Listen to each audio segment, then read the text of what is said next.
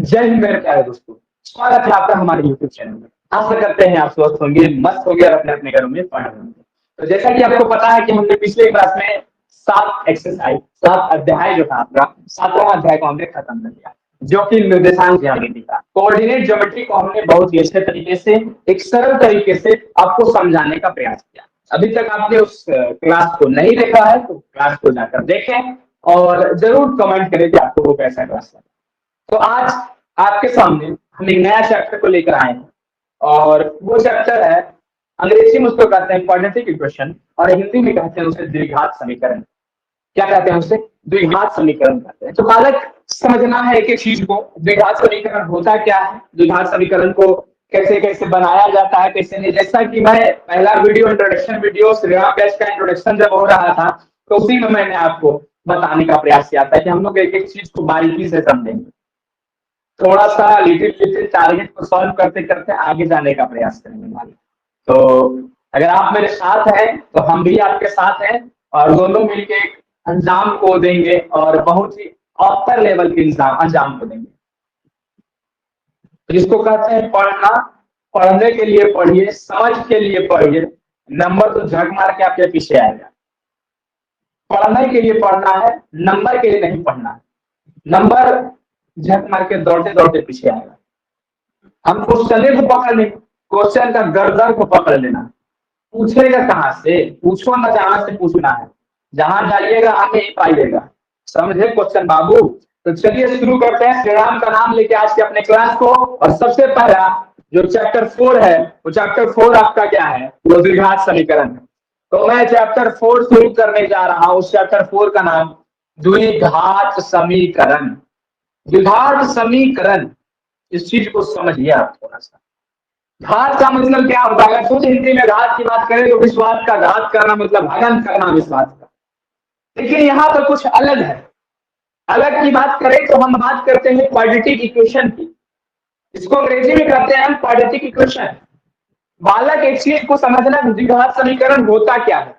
जैसा कि हम लोग अगर चर्चा करें, अगर थोड़ा मोड़ा पढ़े होंगे तो अध्याय 2 में आप बहुपद को पढ़े होंगे। बहुपद का मतलब होता है पॉलिनोमियल।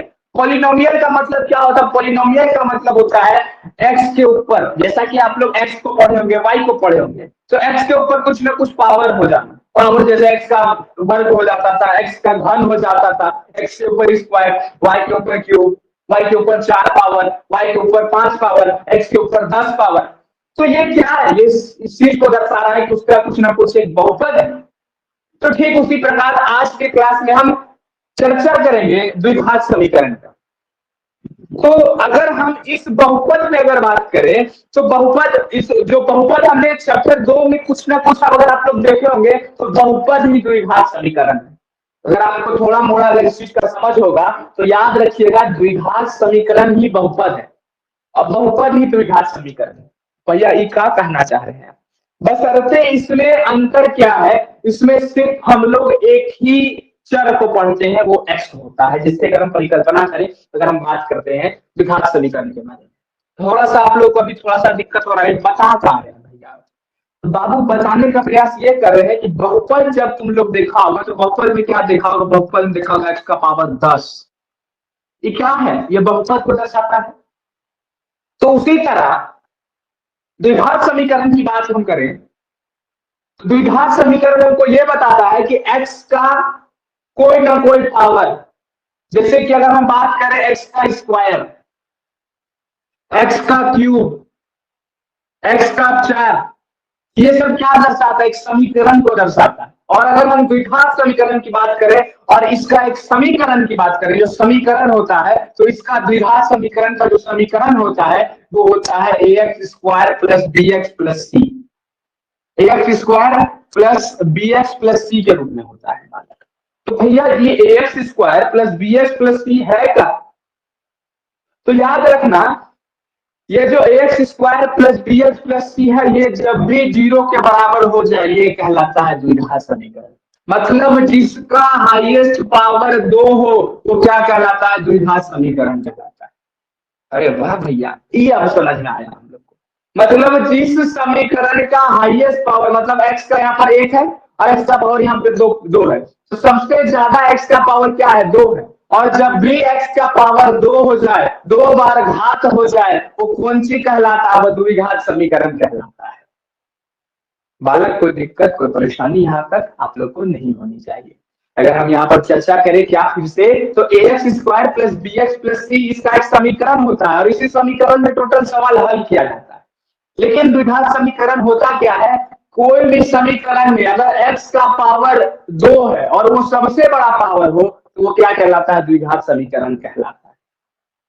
तो भैया तो यहाँ पर अगर हम कुछ बात करें तो आप ax square plus b x plus c ही क्यों दिए, तो बाबू x square plus b x plus c इसलिए दिए क्योंकि ये एक समीकरण है किसका, द्विघात का, द्विघात समीकरण का ये समीकरण है और इसी के ऊपर बैठा के हम इस सवाल को बनाते हैं। तो मतलब द्विघात समीकरण आपको क्लियर हुआ क्या होता है, द्विघात समीकरण का मतलब होता है जिस समीकरण का घात, घात मतलब पावर अगर 2 हो और वो हाईएस्ट पावर हो वो क्या कहलाता है, द्विघात समीकरण कहलाता है। हाँ तो द्विघात समीकरण समझ में आया। तो ये द्विघात समीकरण का एक मानक रूप है, क्या कहलाता है, ये मानक रूप कहलाता है। इस चीज को आप लोग नोट डाउन जरूर करिएगा कि द्विघात समीकरण का मानक रूप क्या होता है, ठीक है। तो जैसे अगर हम बात करें थोड़ा सा आप लोग के सामने, तो एक उदाहरण लेते हैं। अगर हम उदाहरण ले तो जैसे एक एक चीज को आप समझते जाइएगा, एक उदाहरण लेते हैं और इसको मैं मिटाने का प्रयास करता हूँ, ठीक है, और आप लोग इससे नोट डाउन कर लिए होंगे, ऐसा करते हैं। अब एक एक उदाहरण से आपको समझाते हैं पहले द्विघात समीकरण कहते किसको है। अभी तुरंत एक एग्जांपल देंगे, तुरंत आपको समझ में इस द्विघात समीकरण के बारे में आएगा कि आखिर इस द्विघात समीकरण है क्या। तो देखना बालक, एक एक चीज को समझना बालक, द्विघात समीकरण होता क्या है। जैसे एक एग्जाम्पल देते हैं, समझ सुनना एग्जाम्पल को। एग्जाम्पल है जॉन और जीवंती। व्यक्ति का नाम है, व्यक्ति का नाम क्या है, जॉन है, दूसरे व्यक्ति का नाम है जीवंती। दोनों के पास कुल मिलाकर 45 कंचा है, जॉन और जीवंती, ठीक है, जॉन और जीवंती है। इस दोनों को मिलाकर जो है उन लोगों के पास कितना कंचा है, 45 गो कंचा है, ठीक है। दोनों 5-5 कंचा जो है क्या होता है, खो देता है। दोनों 5-5 कंचा, ये भी 5 कंचा खो दिया, ये भी 5 कंचा खो दिया, तो कुल कितना कंचा बचा इन लोग के पास, तो इन लोग के पास 35 कंचा बचा। अब 35 कंचा दोनों के पास मिलाकर हो, अच्छा उनके पास, अब उनके पास कंचों की संख्या का गुणनफल। अगर हम देखिए सवाल क्या बोल रहा है, सवाल बोल रहा है कि अब जो बचा हुआ कंचा है, जो उसके पास कंचा बचा है, तो उस कंचों की संख्या का गुणनफल क्या है, 124 है। तो मतलब अगर इसके पास x है और इसके x माइनस 5 है, तो इन दोनों को मिलाकर अगर हम बात करते हैं तो दोनों का गुणनफल जो है कितना है, दोनों का गुणनफल अगर बात करें तो 124 है। फिर से इस सवाल को समझाएंगे, इतना खाली नोट डाउन करते जाना, समझते जाना, एक एक चीज को समझो पहले। अब जब हम बात करते हैं तो हमें जानना ये होगा कि आरंभ में उनके पास कितने कंचे थे, आरंभ में उनके पास कितने कंचे थे, एक व्यक्ति के पास कितना कंचा था, तो समझना थोड़ा सा एक सवाल को। अब थोड़ा सा हम इसको सॉल्व करने का प्रयास करते हैं। तो हमें पूछ रहा है कि सभी के पास जॉन और जीवंती है, यहाँ पर क्या है, जॉन और जीवंती है। सवाल को समझना थोड़ा सा, जॉन और जीवंती दोनों को मिलाकर कितना कंचा था, 45 कंचा था। कितना कंचा था, 45 कंचा था। तो अगर हम मान ले जॉन के पास x कंचा था, जॉन के पास कितना कंचा था, x कंचा था, तो जीवंती के पास अगर हम चर्चा करें, किसके पास, जीवंती के पास, तो 45 में से जो बचेगा वही ना होगा कंचा, तो 45 माइनस एक्स, जो जॉन के पास नहीं होगा वो कंचा जीवंती के पास होगा। तो x कंचा अगर जॉन के पास है तो जीवंती के पास 45 माइनस एक्स होगा। हाँ भैया एकदम सही बोले आप। तो बालक आप समझो, दोनों क्या करता है, जॉन के पास 5 कंचा खोने के बाद कंचा कितना बचेगा। अगर हम बात करते हैं यहाँ सवाल में क्या पहले बोलता है, दूसरा कंडीशन ये दिया गया है कि जॉन क्या है, लापरवाह है, जॉन क्या करता है, 5 कंचा को खो देता है। अच्छा भैया, तो जॉन अगर 5 कंचा को खोएगा तो x माइनस 5, हाँ, और वही अगर जीवंती 5 कंचा को खोएगी तो 45 माइनस एक्स माइनस 5, हाँ कि ना, जल्दी बताओ, 45 माइनस एक्स माइनस 5, हाँ कि ना, तो हाँ भैया एकदम। तो मतलब 45 में से 5 को हटाएंगे तो 40 माइनस एक्स, तो अब ये दोनों जो बचा x -5 और 40 -x, ये लोग दोनों के पास कंचा बचा हुआ लेफ्ट कंचा है कि अब ये लोग दोनों के पास x में से जो भी 5 बचेगा वो किसके पास, जीवन के पास है। 40 में से जो भी घटेगा वो जीवंती के पास है। तो x -5 और 40 में से x को घटाएंगे तो कितना दिया गया, ये लोग दोनों का गुणनफल 124 है। मतलब इस दोनों के पास जो बचा हुआ कंचा है, बचा हुआ कंचा का गुणनफल हमें दिया गया है 124 है। तो हमें ये फाइंड करना है, हमें ये निकालना है कि इन लोग दोनों जो द्विघात समीकरण है, इसका द्विघात समीकरण आप निकाल के बताइए। तो द्विघात समीकरण को हम लोग निकालते हैं, सिंपल बात है। तो आइए देखते हैं द्विघात समीकरण को निकालने का प्रयास करते हैं। तो अगर हम बात करते देख के करके इसको सॉल्व करते जाएंगे, एक एक करके जो सॉल्व करेंगे तो हमारा ऑटोमेटिक बन जाएगा। तो अगर हम बात करें तो यहाँ देखो सबसे पहले 40x, हाँ कि ना, 40x के बाद ये x इसके साथ गुना हुआ x स्क्वायर, ठीक है। x स्क्वायर की अगर बात करें तो 5 40 200, हाँ कि ना, -200, फिर minus minus plus plus 5x, ये देखते हैं बराबर कितना 124। हाँ हाँ भैया एकदम सही जा रहे हैं। तो इसका मतलब ये हुआ कि अगर फिर से बात करें तो 40x और प्लस 5x, 40x और 5x कितना होगा 45x, तो -x square plus 45x plus कितना 45x और फिर माइनस कितना -200 बराबर कितना 124, बराबर कितना दिया हुआ 124। तो ये माइनस में उधर जाके क्या हो जाएगा प्लस में, तो 200 और 124 को जोड़ेंगे तो कितना हो जाएगा 324। तो हमारे पास एक समीकरण क्या आया x square minus x square plus 45x बराबर 324। तो इसको अगर मैं फिर से आपके सामने ये लिखूं -x स्क्वायर प्लस 45x और ये प्लस में इसको इधर लेके आया थे -324 बराबर 0। अब देखो हम क्या करते हैं, इस आगे वाला माइनस को हटाने के लिए संपूर्ण को माइनस से गुना कर देते हैं। इस वाले माइनस को हटाने के लिए हम क्या करते हैं, संपूर्ण को माइनस से गुना कर देते हैं। तो माइनस माइनस क्या हो जाएगा प्लस, तो x square minus plus minus 45x minus minus plus 324 45x।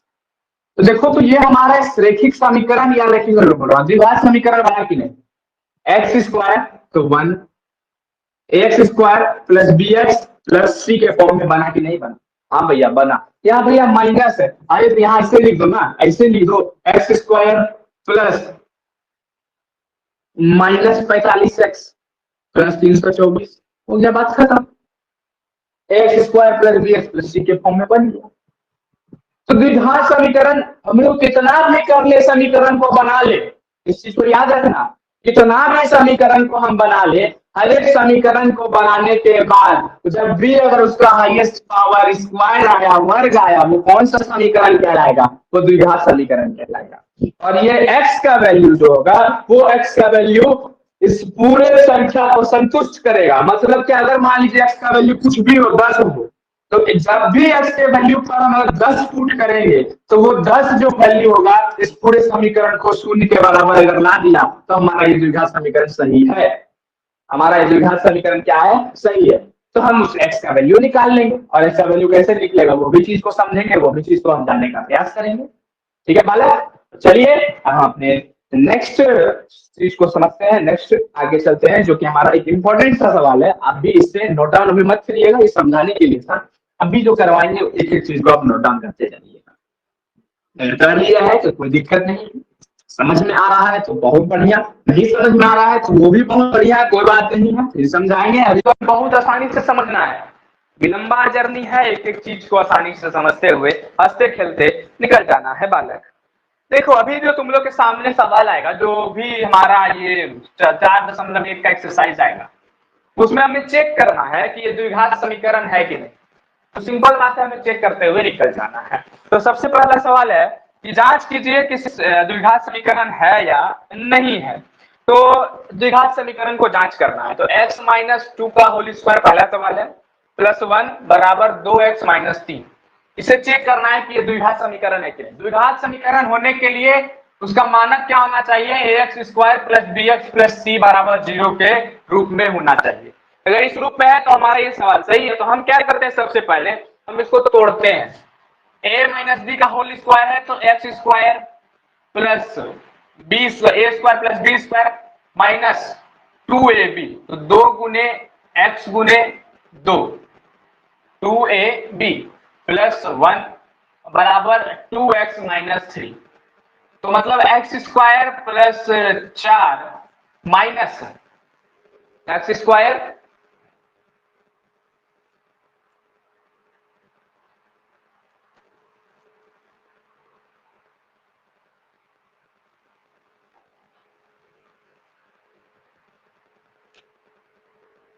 हाँ तो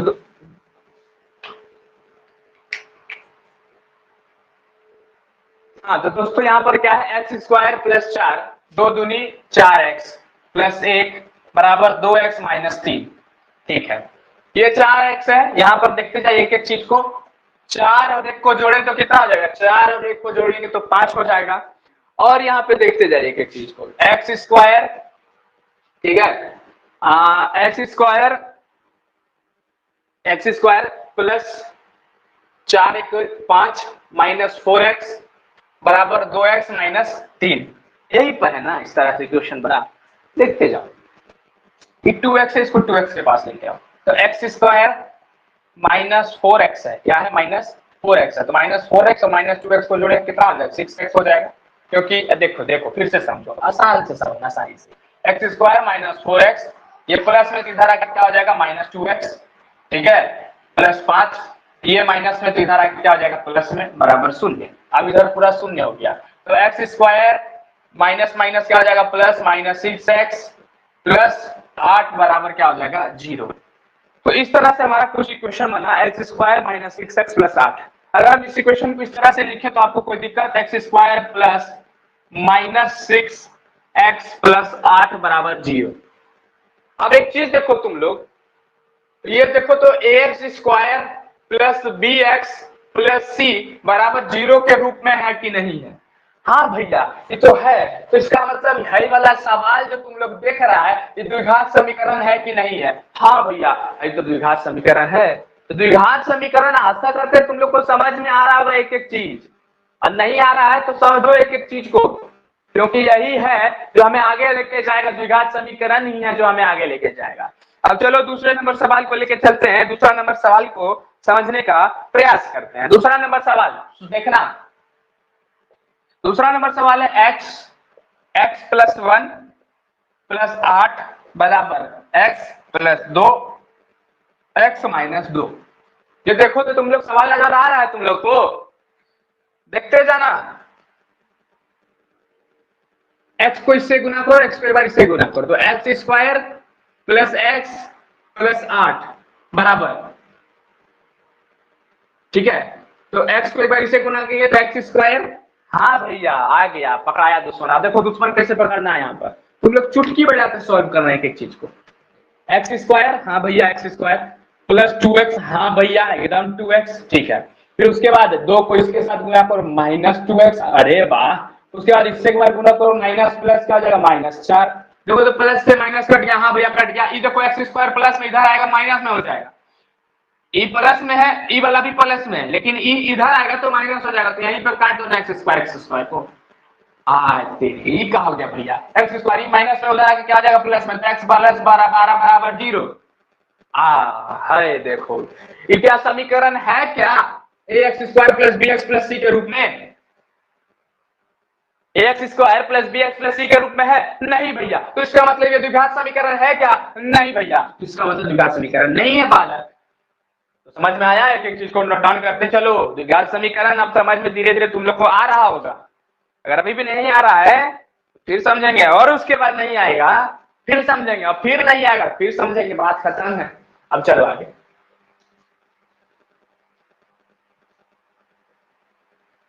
श्री राम।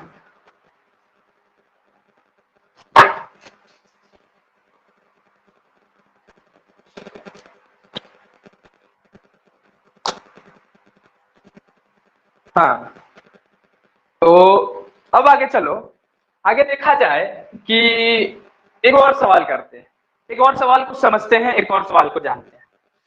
सवाल यह है x गुने 2x प्लस 3 बराबर एक्स स्क्वायर प्लस 1। इसे हमें चेक करना है कि ये द्विघात समीकरण है कि नहीं। तो आओ देखते हैं द्विघात समीकरण है कि नहीं, तभी तो मानेंगे द्विघात समीकरण है कि नहीं। तो आओ देखते हैं, इसको गुणा किए इसके साथ तो 2x², फिर इसको एक बार इसके साथ गुना किए तो 3x बराबर x² प्लस 1। अच्छा, ये x² प्लस में इधर क्या हो जाएगा, माइनस में 2x² minus x² plus 3x, और ये प्लस में इधर क्या हो जाएगा, -1 बराबर 0। तो 2x अगर हम बात करें और तो फिर अगर अच्छे से अगर और हम बात करने जाएं तो यहाँ, हाँ फिर से देखिए यहाँ पर, तो यहाँ 2x² minus x² plus 3x minus 1 बराबर क्या है, 0 है। तो इसका मतलब 2x में से x² घटा तो क्या बचेगा, x² बचेगा, 1 बचेगा, 2x² माइनस x² तो 1x² तो x² प्लस 3x माइनस 1 बराबर 0। तो ये देखो x² plus bx plus c के रूप में है कि नहीं, हाँ भैया है। कैसे है, तो x² प्लस 3x प्लस -1 बराबर 0। अच्छा, तो ax² plus bx plus c बराबर 0 के रूप में है कि नहीं, हाँ भैया ये तो है। तो इसका मतलब ये द्विघात समीकरण है कि नहीं, हाँ भैया ये तो है द्विघात समीकरण। अरे बालक सब, तो समझ में कुछ आ रहा है तुम लोग को कि द्विघात समीकरण है कि नहीं, हाँ भैया ये द्विघात समीकरण तो है। तो अब चलो और आगे चलते हैं और एक एक चीज को सॉल्व करने का प्रयास करते हैं बालक। तो देखते जाना तुम लोग। अब चलो हम लोग 4.1 एक्सरसाइज के ऊपर चलते हैं और इस एक्सरसाइज को अंजाम देने का प्रयास करते हैं, और सिर्फ तुम लोग का हमें मदद चाहिए और उसके बाद हम आगे चलते हैं। तो इस प्रश्नावली 4.1 के ऊपर आते हैं। प्रश्नावली 4.1 को सॉल्व करने का प्रयास करते हैं और पहला नंबर सवाल तो तुम लोग देखना। पहला नंबर सवाल है, जांच कीजिए कि निम्न द्विघात समीकरण है कि नहीं। इतना सवाल भैया आप करवा दिए द्विघात समीकरण में, ऐसा हो ही नहीं सकता है कोई सवाल हमसे ना बने। अरे बनेगा, सब बनेगा। रख हौसला, वो मंजर भी आएगा, प्यासे के पास चलकर समंदर भी आएगा। थक के ना बैठे मंजिल के मुसाफिर, थक के ना बैठे मंजिल के मुसाफिर, मंजिल भी मिलेगी और मिलने का मजा भी आएगा बालक। तो समझा, ऐसा ही सवाल को सॉल्व करना है, मजा लेते जाना है। और सबसे पहला सवाल, पहला नंबर सवाल, पहला का पहला, और वो क्या है, x प्लस 1 का होल स्क्वायर बराबर 2 गुने x माइनस 3 का स्क्वायर, x माइनस 3। तो बालक बात यहाँ पर ये है कि हमें सॉल्व करना है। तो मतलब ये हुआ x², हाँ भैया x² हो गया ये। अच्छा अच्छा अच्छा, फिर इसको तोड़ो क्योंकि a प्लस बी का होल स्क्वायर नजर आ रहा है ना तुम लोग को, हाँ भैया नजर आ रहा है। तो a² प्लस b², b का स्क्वायर 1 है तो 1 का स्क्वायर 1 होता है, तो आने दीजिए भैया, अपना माथा हमारी काहे करिएगा। फिर 2 गुने x गुने 1, तो 1 को किसी के साथ भी गुना करेंगे तो क्या आ जाएगा, 2x हो जाएगा। तो छोड़ दीजिए, माथा हमारी मत करिए भैया। फिर इसको इसके साथ, तो 2x माइनस 6, देखते जाओ, x² प्लस ये 1 है, इसको उधर पहले रहने दो, ये 2x है, ठीक है, प्लस 1 बराबर 2x माइनस 6, अरेंज कर दिए इसको। x² ये प्लस में इधर आके क्या हो जाएगा, माइनस में हो जाएगा। क्या हो जाएगा, माइनस में हो जाएगा। तुम लोग को समझ में आ रहा है, मोटा बुद्धि सब घुस रहा है दिमाग में तुम लोग का, हाँ भैया दिमाग में तो घुस रहा है। इसका मतलब यहाँ तुम लोग क्या नजर आ रहा है, तुम लोग को द्विघात समीकरण होगा कि नहीं होगा, हाँ भैया लग तो रहा है कि द्विघात समीकरण हो जाना चाहिए। तो देखते हैं द्विघात समीकरण है कि नहीं है, इसे हम लोग सॉल्व करते हैं। तो हाँ, तो देखो ना कैसे द्विघात समीकरण होता है। देखो ये क्या है, x² है, 2x है, इसको इधर भेजो, 2x माइनस एक्स करे, 2x माइनस 2x प्लस 1 है, और इधर ये माइनस में इधर क्या हो जाएगा, प्लस में 6 और 1 को जोड़ेंगे कितना आ जाएगा, 7 बराबर 0। x² प्लस 0 प्लस 7 बराबर 0। ए भैया तो करके 0 हो गया, क्या हो गया, ये x² plus bx plus c के फॉर्म में है, ये नहीं है भैया बराबर 0। b कहाँ है, bx तो नहीं है, अरे है बालक, देखो x² प्लस 0x लिख सकता है इसको, हाँ भैया लिख तो सकते हैं, और 0x प्लस 7 बराबर 0। तो 0x बराबर 0x क्या है, 0, तो सिंपल बात है, इसको 0x लिख दिए। तो देखो तो अब ax² plus bx plus c के रूप में है, हाँ भैया, तो इसका मतलब ये समीकरण है कि नहीं है, हाँ ये समीकरण है। अच्छा भैया, तो मतलब ऐसे मतलब अपने मन से कुछ कर सकते नहीं बालक। देखो अगर तुमको यहाँ पर x² दिख रहा है, अगर तुमको यहाँ पर c दिख रहा है, तो b को तुम किसी तरह ले आओ और बोल दो हाँ द्विघात समीकरण है। अगर तुमको हाईएस्ट पावर 2 दिख गया, समझो कहीं ना कहीं वो द्विघात समीकरण होगा, एनी हाउ होगा। बस तुमको अपना बुद्धिमत्ता का प्रयोग करते रहना है और आगे बढ़ते रहना है, एक एक चीज को सीखते रहना है, ठीक है। तो अब चलो और आगे चलते हैं, आगे समझने का प्रयास करते हैं। आगे देखना, आगे समझते हैं। और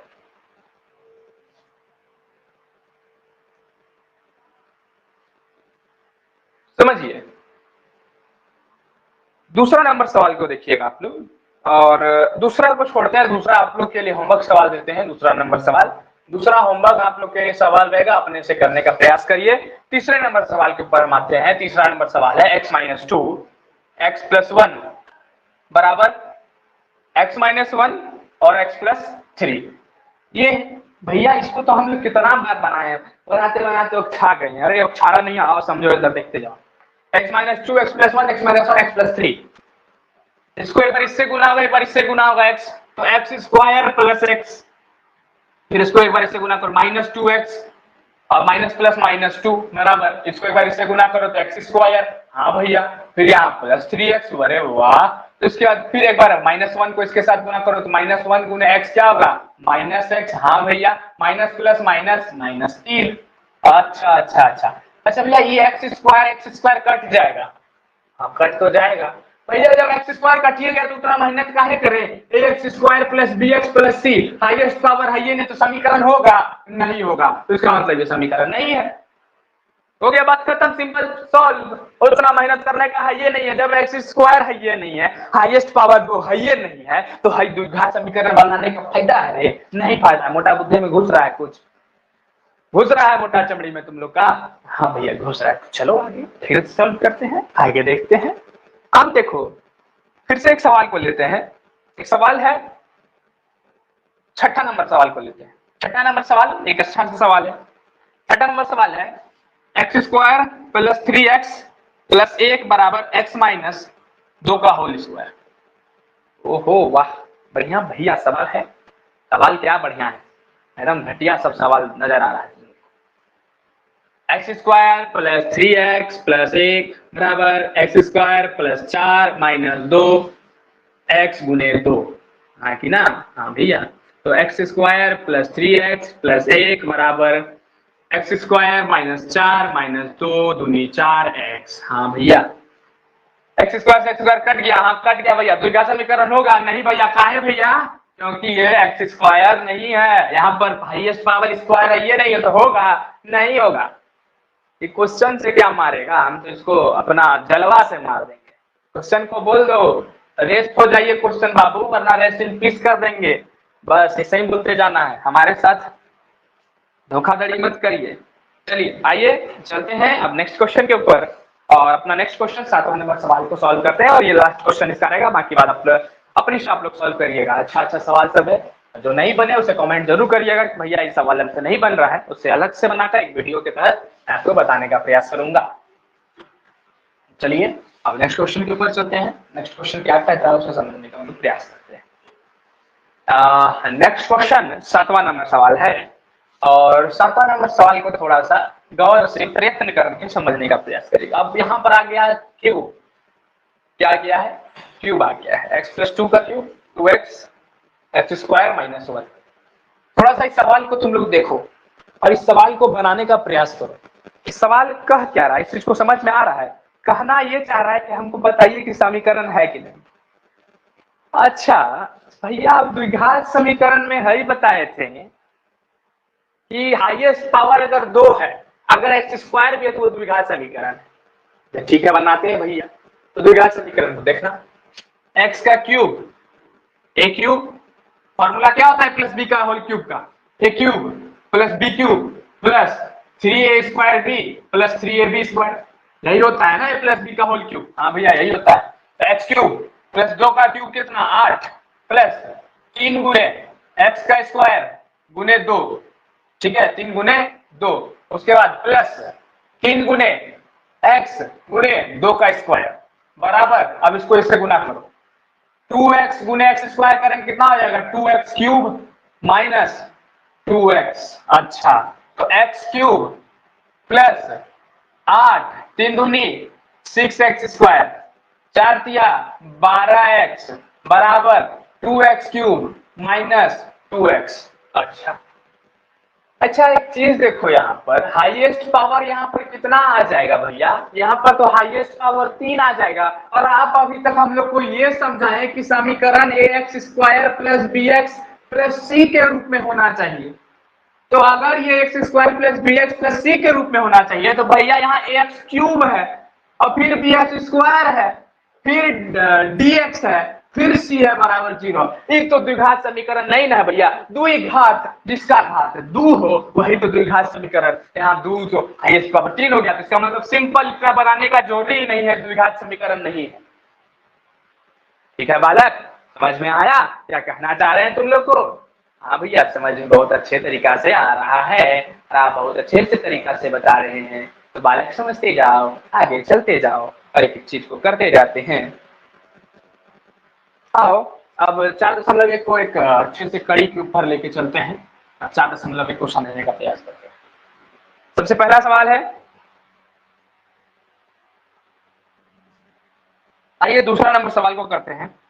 एक आयताकार भूखंड का क्षेत्रफल, एक आयताकार है, आयताकार मतलब रेक्टेंगल, रेक्टेंगल का क्षेत्रफल, क्षेत्रफल क्या होता है? अगर मान लीजिए लंबाई है और ये चौड़ाई है तो इसका क्षेत्रफल क्या होता है? लंबाई गुने चौड़ाई, और लंबाई गुने चौड़ाई दे दिया गया है 528 मीटर स्क्वायर। ये बोल रहा है कि एक आयताकार भूखंड का क्षेत्रफल 528 मीटर स्क्वायर और उस क्षेत्र की लंबाई चौड़ाई के 2 गुने से अधिक है। मतलब अगर हम बात करें, अगर लंबाई, लंबाई क्या बोल रहा है? चौड़ाई से, लंबाई जो है चौड़ाई से 2 गुना से कितना अधिक है? चौड़ाई से 2 गुने से 1 अधिक है, इस तरह से कुछ बता रहा है।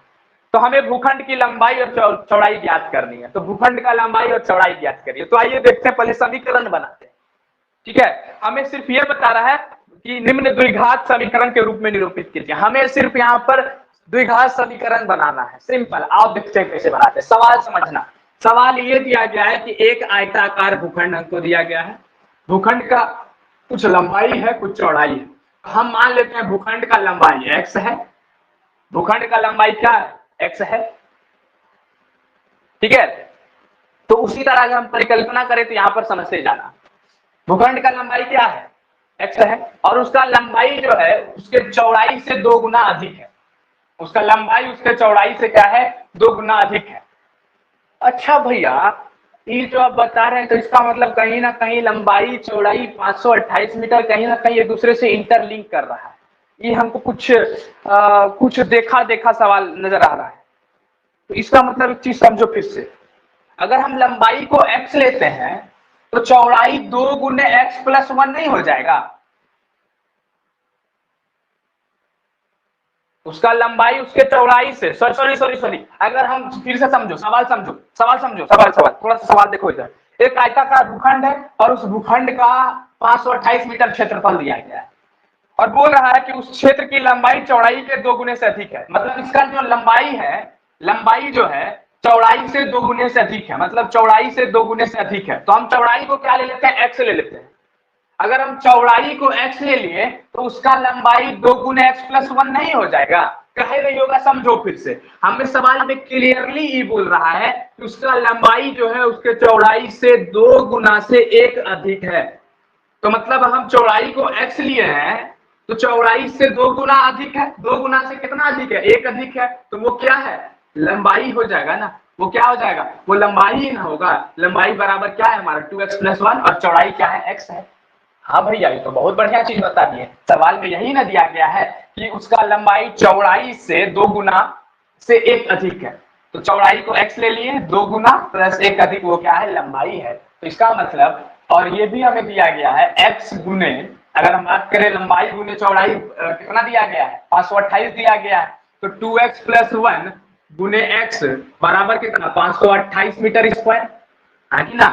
तो अब इसको निरूपित करिए तो 2x स्क्वायर प्लस x, ये प्लस में इधर आके क्या हो जाएगा? माइनस में, माइनस 528 बराबर 0। और ये हमारा क्या है? एक द्विघात समीकरण है। समझ में आया आप लोग को एक एक चीज? हाँ भैया समझ में आया। और चलो तो आगे चलो, आगे समस्या है।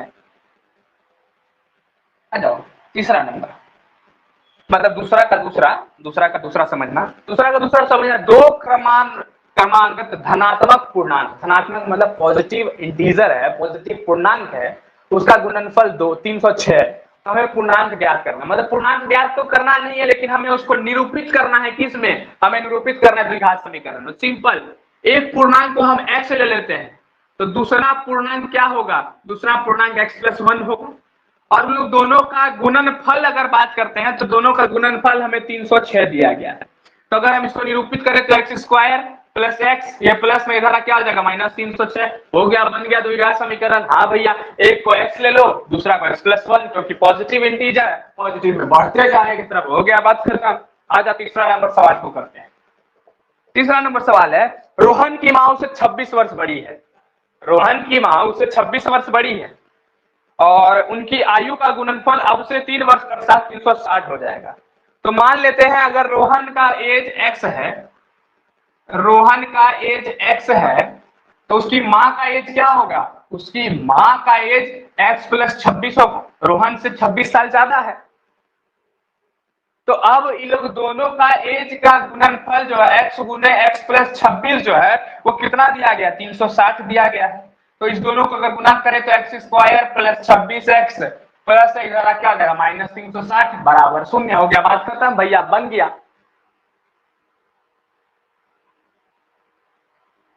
तो अब समझना, चौथा नंबर सवाल जो है काफी आसान सा सवाल है और द्विघात समीकरण में आप लोग को निरूपित करना है।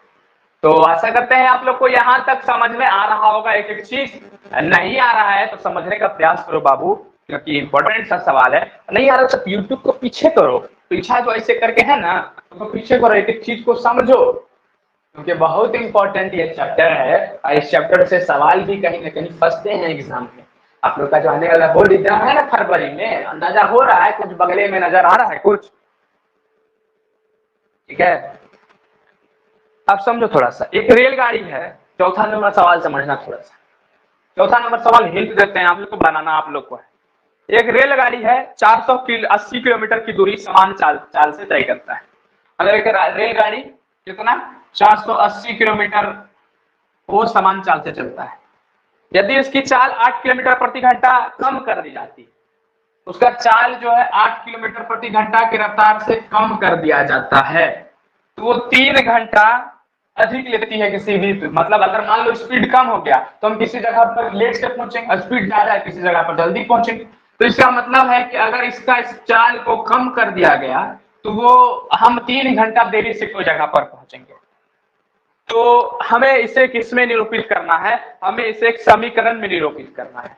तो सिंपल है, अगर समीकरण में निरूपित करना है तो अब तुम लोग थोड़ा सा एक चीज को ध्यान दो कि भैया ये रैखिक समीकरण में निरूपित कैसे होगा। सवाल तो बहुत टफ है, कोई सवाल टफ नहीं है, इस चीज को समझो थोड़ा सा। अगर हम बात करें तुम लोग के सामने, तो ये 8 किलोमीटर प्रति घंटा रफ्तार दिया गया है और ये 480 किलोमीटर का दूरी है। तो कहीं ना कहीं यहीं पर कुछ ना कुछ हेर फेर है। अगर हम बात करते हैं यहीं पर कहीं ना कहीं कुछ ना कुछ हेर फेर है। तो हेर फेर क्या है? हेर फेर यही है बालक कि समझो थोड़ा सा, हमें यह कह रहा है कि एक रेलगाड़ी 480 किलोमीटर का दूरी तय करता है, समान चाल से दूरी तय कर रहा है, और 8 किलोमीटर प्रति घंटा की रफ्तार से उसके चाल को धीरे धीरे क्या कर दिया जाता है? कम कर दिया जाता है। और चाल को अगर कम कर रहा है तो हम देरी से पहुंच रहे हैं, और कितने दूरी से देरी से पहुंच रहे हैं? तो 3 घंटा अधिक देरी से पहुंच रहे हैं। तो इसका मतलब अगर हम समीकरण की बात करें तुम लोग के सामने, तो अगर हम चाल को x मान लेते हैं तो x माइनस 8 कर रहे हैं, चाल को क्या कर रहे हैं? x माइनस 8 कर रहे हैं। और अगर हम बात करें कितना देरी से पहुंच रहे हैं, तो हम पहुंच रहे हैं, अगर हम यहीं पर 480 किलोमीटर है और स्पीड बराबर क्या होता है? स्पीड बराबर होता है डिस्टेंस बटे टाइम, मतलब स्पीड बराबर दूरी बटे समय। तो समय कितना? 3 घंटा हम देरी से पहुंच रहे हैं, तो 3 घंटा देरी से पहुंचने के बाद हमारा स्पीड कितना होना चाहिए? तो हमारा स्पीड होगा, अगर गुना करें तो 3 मंजा 3, 3 छक्के 18 और 160। तो इसका मतलब मेरा स्पीड क्या होगा? 160 होगा। तो 160x 160 एक्स की रफ्तार से चलेंगे तो हम कितना देरी से पहुंचेंगे? हम पहुंचेंगे 3 घंटे की देरी से। और वो कितना किलोमीटर का दूरी तय करेंगे? हम दूरी तय करेंगे 480 किलोमीटर का। तो इस समीकरण को अगर तुम लोग हल करते हो तो तुम्हारा सवाल तुम्हारे सामने बनकर तैयार रहेगा। अगर नहीं बनता है तो हम फिर बताएंगे इसको। और आज के लिए हम इस अपने क्लास को यहीं पर रखते हैं और आशा करते हैं आपको ये सवाल समझ में आया होगा। और अगर नहीं आया ये चौथा नंबर सवाल, तो इस सवाल को हम अपने नेक्स्ट क्लास में फिर से आपको बताने वाले हैं और इस सवाल को हम आगे और बताएंगे, चौथा नंबर सवाल किस तरह बनेगा, और फिर हम 4.2 एक्सरसाइज के ऊपर चलेंगे। तो 3 मतलब अभी समझ लीजिए हम लोग चौथा नंबर सवाल को नहीं किए हैं, ठीक है। अब नेक्स्ट क्वेश्चन के ऊपर और नेक्स्ट एक्सरसाइज के ऊपर कल के वीडियो में चलेंगे। तो आज के लिए हम अपने क्लास को यहीं पर रखते हैं, तब तक के लिए धन्यवाद। हंसते रहिए, खेलते रहिए, मुस्कुराते रहिए, क्योंकि इसी का नाम जिंदगी है। तब तक के लिए धन्यवाद। जय हिंद।